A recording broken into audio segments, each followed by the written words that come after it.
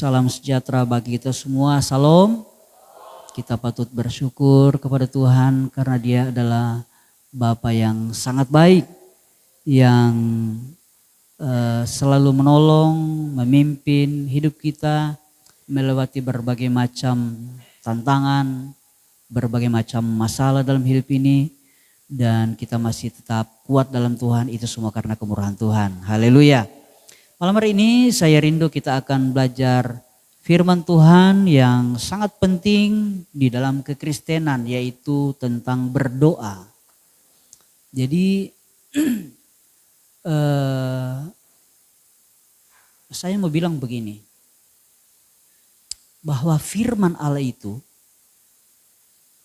akan membangkitkan iman, akan membangkitkan percaya, keyakinan di dalam hati untuk melakukan firman itu. Jadi ketika saya membawakan firman Allah tentang doa, sebenarnya Roh Kudus akan menerangkan dalam hidupmu, di dalam hati, pikiranmu, sehingga engkau meyakini bahwa benar doa itu sesuatu yang penting. Dan Roh Kudus akan menuntun engkau untuk menjadi orang yang suka berdoa. Itu sebabnya Bapak Ibu Saudara sekalian, mari kita fokus untuk pemberitaan firman Allah agar supaya kita mendapat sesuatu. Jangan selesai saudara dengar firman Tuhan, engkau tidak mendapat keyakinan sedikit pun di dalam hatimu tentang kuasa doa itu, ya. Nah, sebelum saya lanjut, saya rindu kita akan bacakan dulu beberapa ayat. Kita akan bacakan 3 buah ayat yang saya ambil di dalam kitab Yakobus pasal 5. Yakobus pasal 5 kita akan membacakan ayat 16, 17 dan ayatnya yang ke-18. Ada 3 ayat yang akan kita bacakan. Saya rindu kita akan bacakan bersama-sama ayat-ayat ini. Karena firman Allah mengatakan bahwa berbahagialah atau diberkatilah orang yang membacakan firman Allah, yang mendengarkan firman Allah dan yang melakukannya. Ya, itu orang diberkati. Itu di Wahyu 1 ayat 3. Nah, itu sebabnya saya rindu kita semua terlibat dalam pembacaan ini. Kita akan baca, yang tidak membawa Alkitab di media sudah ada. Yakobus 5 ayat 16, 17 dan ayat yang ke-18 kita baca sama-sama 2, 3.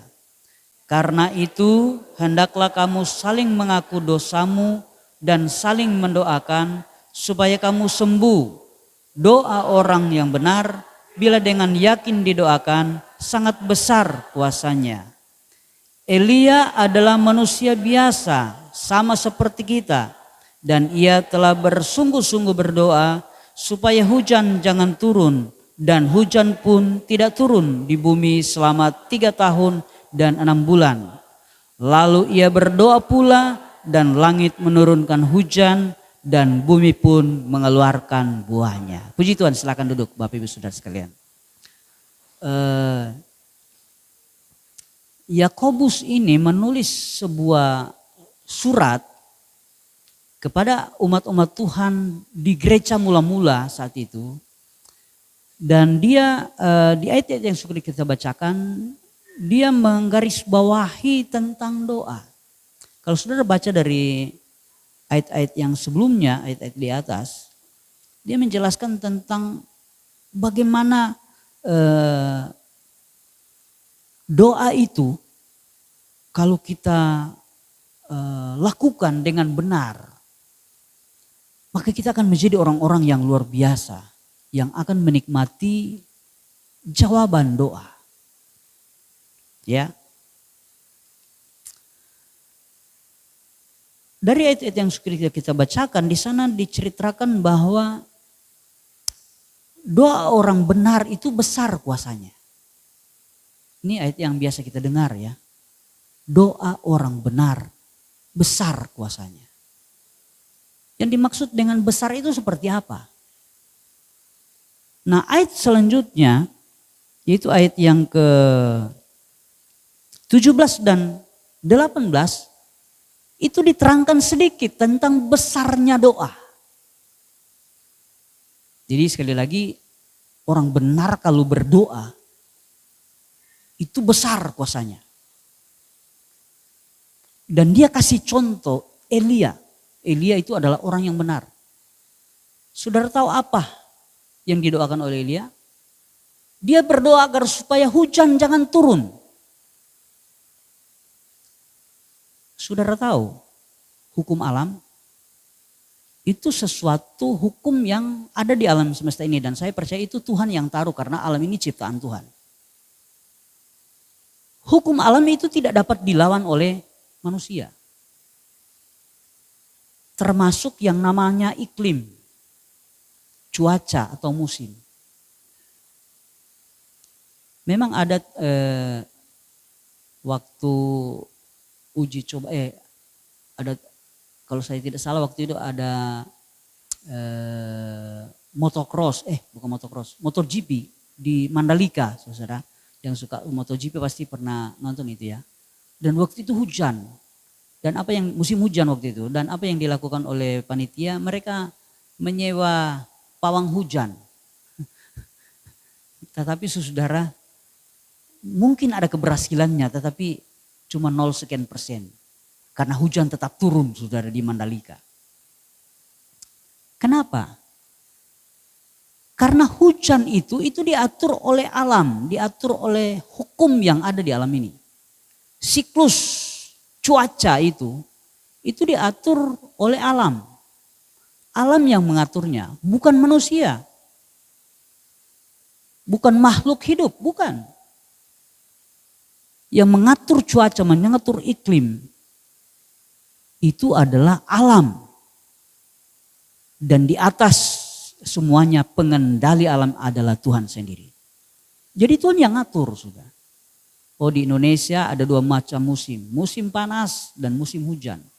Kalau di daerah subtropis dan daerah di utara dan selatan itu punya 4 musim. Ada musim dingin, musim semi, musim panas. Ada musim musim gugur. Dan musim itu bukan orang Eropa yang ciptakan, bukan. Itu alam dan itu terjadi secara otomatis, secara alamiah. Dan tidak dapat dikendalikan oleh manusia. Tidak bisa. Artinya begini, kalau kita mau mengendalikan alam, kita perlu sebuah kekuatan, perlu power yang besar untuk bisa mengendalikan cuaca, mengendalikan iklim. Tetapi dari ayat yang sudah kita bacakan, Elia pernah melakukannya. Bayangkan saudara, kalau di daerah Israel, saudara, itu sudah termasuk daerah 4 musim. Ya, termasuk di daerah 4 musim. Dan itu setiap tahun berganti, 4 musim itu berganti di dalam 1 tahun itu 4 kali berganti musim. Tetapi di ayat yang kita bacakan ketika Elia berdoa, 4 musim itu tidak berlaku. Hanya 1 musim, yaitu musim kemarau. Dan tidak tanggung-tanggung, bukan cuma 1 tahun, tetapi 3,5 tahun. Saudara bisa paham itu? Artinya Elia punya kekuatan yang super. Sampai dia bisa mengendalikan alam semesta. Mengendalikan iklim. Nah, ketika Elia mengendalikan iklim, mengendalikan musim, dia melakukan satu hal, yaitu berdoa. Itu sebabnya saya mau katakan begini, bahwa doa itu akan memampukan kita untuk mengendalikan segala sesuatu. Saya bisa bilang begini, Bapak Ibu Saudara sekalian bisa mengendalikan hidupmu dengan doa. Engkau bisa mengendalikan masa depanmu dengan doa. Engkau bisa melakukan apapun dengan doa. Karena doa punya kekuatan yang maha dahsyat. Luar biasa doa itu, sudah. Itu sebabnya Bapak Ibu Saudara sekalian, mari kita bangun iman. Percaya kepada Tuhan. Bahwa kalau kita berdoa, kita dapat mengendalikan hidup kita. Artinya begini, kalau saya pengen sukses, saya bisa kendalikan hidup saya dengan doa untuk mencapai kesuksesan. Kalau saya ingin berhasil, saya bisa mengendalikan hidup saya dengan doa sehingga saya bisa berhasil. Itu mengendalikan dengan doa.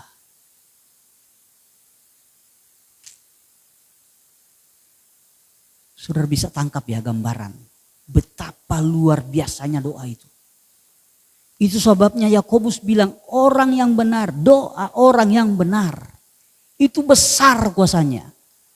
Besar yang dimaksud itu sampai pada tahap seperti Elia dapat mengendalikan alam semesta. Itu besarnya doa orang benar. Itu sebabnya anak-anak Tuhan kita harus berjuang membangkitkan iman untuk percaya kalau kita berdoa kita bisa mengendalikan apa saja. Cuma ada syaratnya. Kita harus menjadi orang benar. Karena hanya doa orang benar yang bisa mengendalikan semuanya.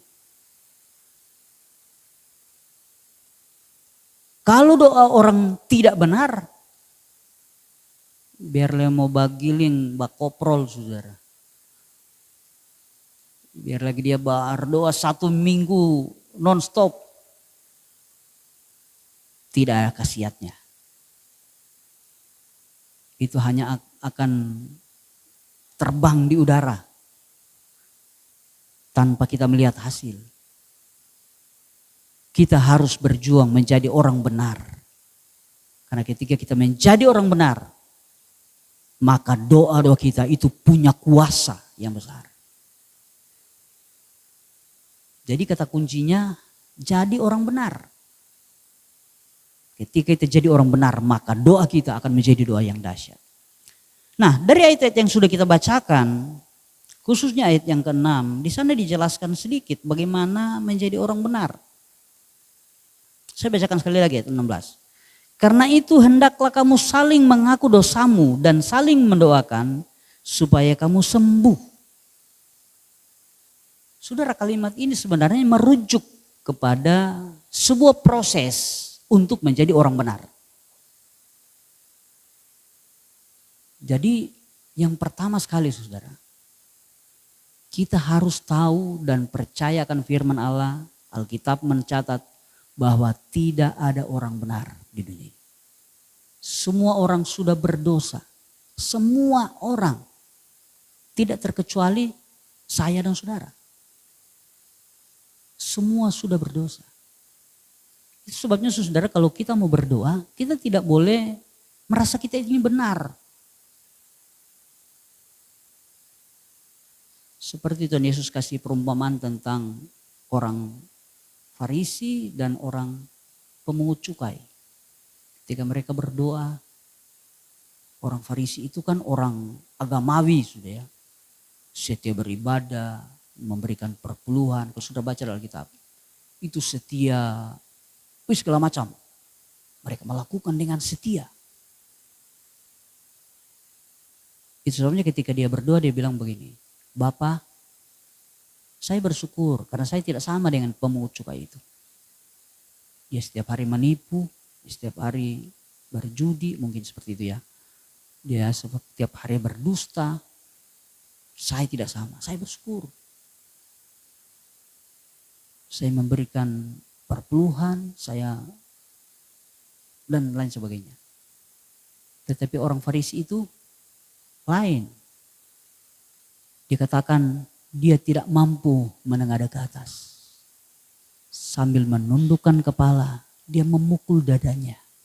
Dan dia katakan, saya ini orang berdosa.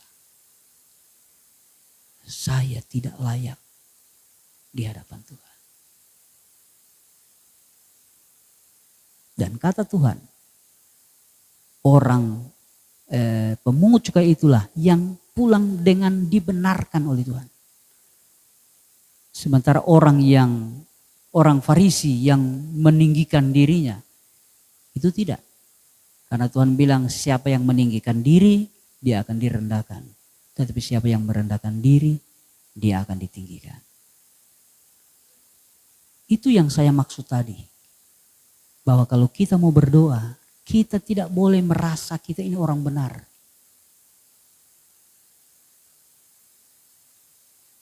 Kita harus punya sikap. Baik sikap hati, sikap pikiran, sikap tubuh. Kita harus menyadari kita ini orang berdosa di hadapan Tuhan. Tidak boleh berdoa.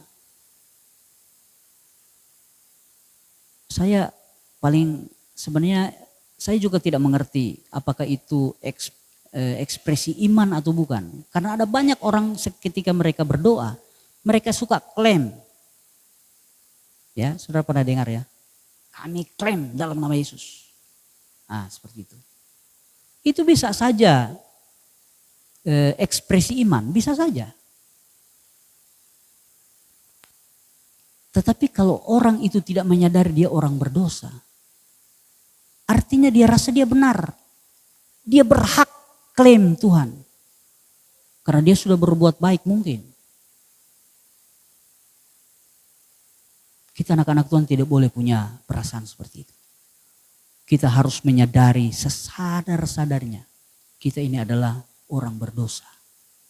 Dan tidak layak untuk memanggil Bapa. Karena Bapa itu kudus, dia suci. Kita pikiran saja, perkataan saja banyak yang sia-sia kata firman Allah. Kita ini orang-orang berdosa. Tuhan mau ketika kita berdoa. Yang pertama kita harus menyadari kita ini adalah orang yang berdosa. Yang kedua saudara. Dari ayat yang sudah kita bacakan ini.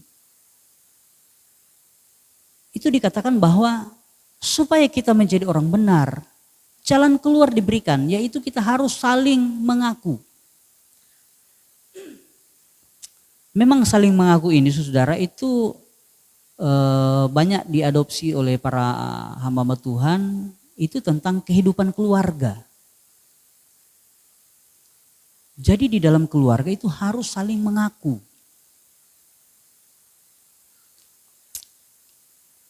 Harus saling mengaku dosa. Kemudian saling mendoakan. Doa yang dimaksud adalah doa pemulihan. Doa penyembuhan. Penyembuhan atas apa? Penyembuhan atas dosa. Atas karakter buruk dalam hidup kita. Kita semua ini kan punya karakter buruk.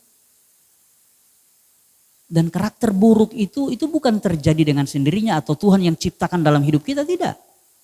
Karakter buruk itu adalah akibat dari dosa.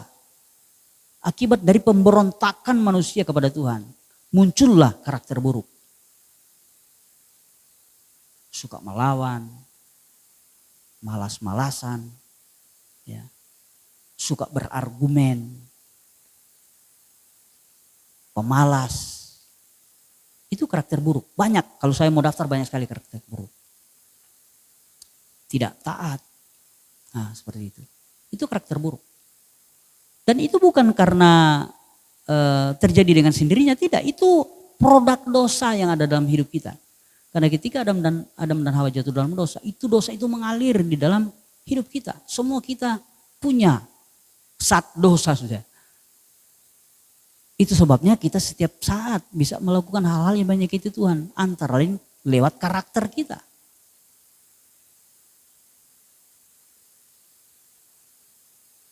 Nah Tuhan mau karakter buruk itu harus sembuh. Bagaimana caranya? Mengaku dosa. Saling mengaku dosa dan saling mendoakan. Yang sudah ikut 3M dulu pasti tahu. Yang sudah ikut pria sejati kemarin pasti juga tahu. Karena waktu kemarin disuruh mengaku ya.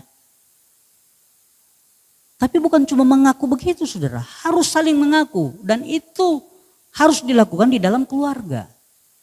Suami, istri, orang tua, anak harus saling mengaku. Agar supaya kita sembuh dari sifat-sifat yang buruk. Karena begini, kemarin dijelaskan di Pria Sejati begini. Ketika orang minta ampun sama Tuhan, dosa kita itu diampuni pasti. Tetapi apakah kita sembuh dari dosa? Itu belum tentu. Sembuh dari dosa artinya begini, kita tidak akan melakukan dosa lagi. Umpama saya berdusta tadi sama istri. Saya mengaku sama Tuhan, Tuhan ampuni saya. Tadi saya sudah bohong sama istri saya. Waktu saya minta ampun itu, Tuhan langsung ampuni saya. Tetapi apakah saya langsung berhenti berbohong? Belum tentu. Bisa saja ketika saya terdesak, saya bohong lagi. Kenapa? Karakter saya yang pembohong itu belum sembuh. Makanya saya bisa bohong lagi. Tetapi kalau saya mengaku sama istri dan dia doakan saya supaya saya kuat, saya pasti sembuh. Ketika kita sembuh dari dosa, ketika kita sembuh dari karakter, maka kita jadi orang benar di hadapan Tuhan. Ketika kita jadi orang benar, maka doa-doa kita dapat mengendalikan apa saja. Kita dapat mengendalikan masa depan kita. Kita dapat mengendalikan keberhasilan, kesuksesan, usaha, keluarga, apapun. Asal kita jadi orang benar. Nah, untuk jadi orang benar kita harus sembuh. Haleluya. Dan supaya kita sembuh harus saling mengaku, kata firman Allah. Jadi Bapak Ibu Saudara sekalian, kalau engkau berbuat dosa secara sadar khususnya, engkau harus mengaku. Orang yang paling dekat untuk engkau mengaku ya keluarga. Suami, istri, orang tua, anak. Kalau saudara berani datang sama saya mengaku ke saya, bisa juga. Tapi kan pasti ada yang berani. Kecuali terdesak. Tapi kalau ke semua istri kan kita lebih terbuka. Betul ya? Karena aku tahu. Pikiran, ada kalanya kan pikiran kotor dan sebagainya. Ucapan kotor. Itu kalau tidak diakui dan tidak didoakan tidak akan sembuh. Besok engkau akan lakukan lagi. Sekarang saya ngomong kasar sama istri hari ini. Dan saya tidak mengaku. Saya tidak minta didoakan. Ketika dalam keadaan tenang saya tidak apa-apa. Tetapi ketika dapat masalah berikutnya, saya bisa ngomong kasar lagi. Kenapa? Karena saya belum sembuh. Karakter saya masih ada. Karakter buruk itu masih ada di dalam hidup saya. Nah, bagaimana supaya sembuh? Harus saling mengaku dosa dan saling mendoakan. Haleluya.